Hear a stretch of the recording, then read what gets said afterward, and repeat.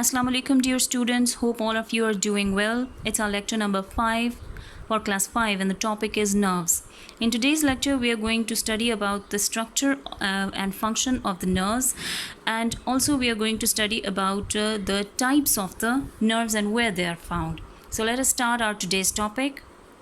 Nerves are made up of nerve cells.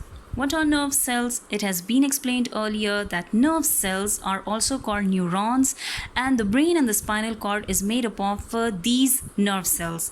So these nerves, they can be found in the brain and the spinal cord. This is the typical diagram of the nerves or the nerve cell. You can see this part of the nerve cell is called the dendrites, and you can see the nucleus very clearly. This is the nucleus. This extended part is called the axon, and it is connected to that part of the body with which it is connected. Like this might be any part of the body. In the previous lectures, we have learned that brain controls all our body parts.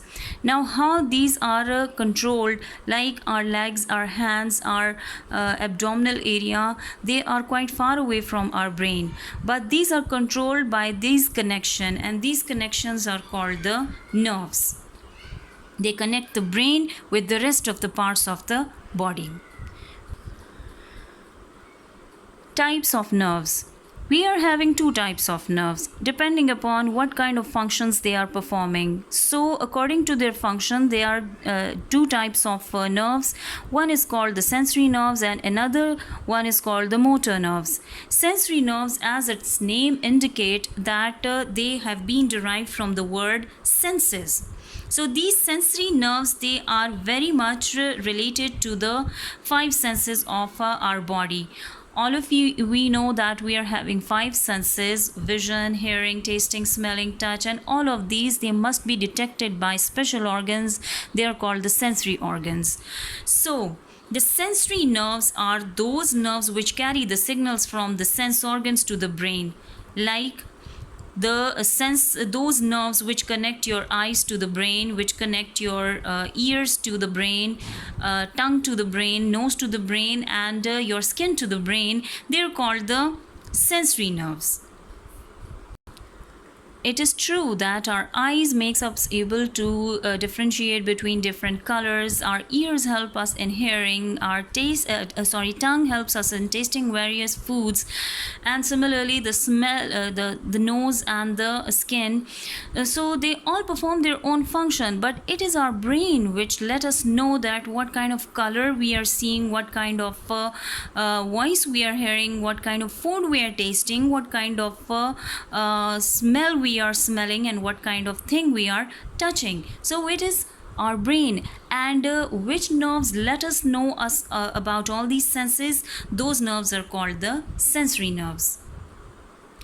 The second type of nerves are called the motor nerves or motor neurons.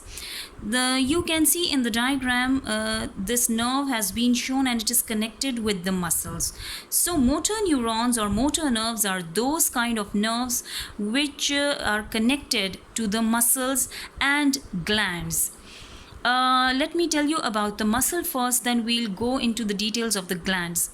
Muscles helps in the movement, and this movement is done by sending the message or signals from the brain to the particular muscles of our body. Our whole body is made up of muscles. We are having 600 muscles. Some are used for movement as well. So this movement is actually brought about by the motor nerves.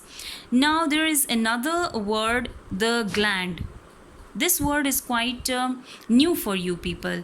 Gland are those organs inside our body, like they are spread throughout our body, and the glands are those organs inside our body that they secrete a specific chemical. These chemicals are called the hormones, and these hormones are directly mixed in the blood and they perform different functions.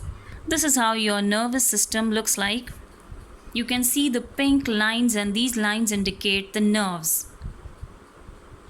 this central part of the body. This is called the spinal cord. Spinal cord is the extended part of the brain. In the previous lectures, I told you that the lowest most part of the brain is called the medulla. This medulla then extends down and it goes straight into your backbone. This part of the brain is called the spinal cord. Some of the functions are performed by the spinal cord, the rest are performed by the brain. Some of the nerves, they are directly connected to the brain, like the neck area and the head area. All those organs which are connected in this part of the body, their nerves are directly connected to the brain. But that part of the body which is below the neck, like your shoulder, your chest area, the abdominal area, your legs, your arms, their connection to the brain is done with the help of this central part which is called the spinal cord. So they are connected first to the spinal cord and then to the rest of the body. Dear students, we might have noticed this thing in our daily life, that whenever we touch something very hot and it burns our hand, then at the same time we pull our hands away from it. Like you can see in the picture below that when you are accidentally burnt by the very hot burning iron, then you pull your hand away. Similarly, if you are walking and your foot comes on a very pointed tip, any sort of a nail or any sort of a pin, then you are hurt. You feel the pain, but at the same time you pull your feet away. This pulling of your hands away and pulling of your foot away so that you cannot feel the pain anymore, this kind of actions, they are called the reflex actions. These reflex actions are controlled by the spinal cord. That's all for today, dear students. Hope you got your today's lecture. We'll meet in the next lecture. Till then, take care.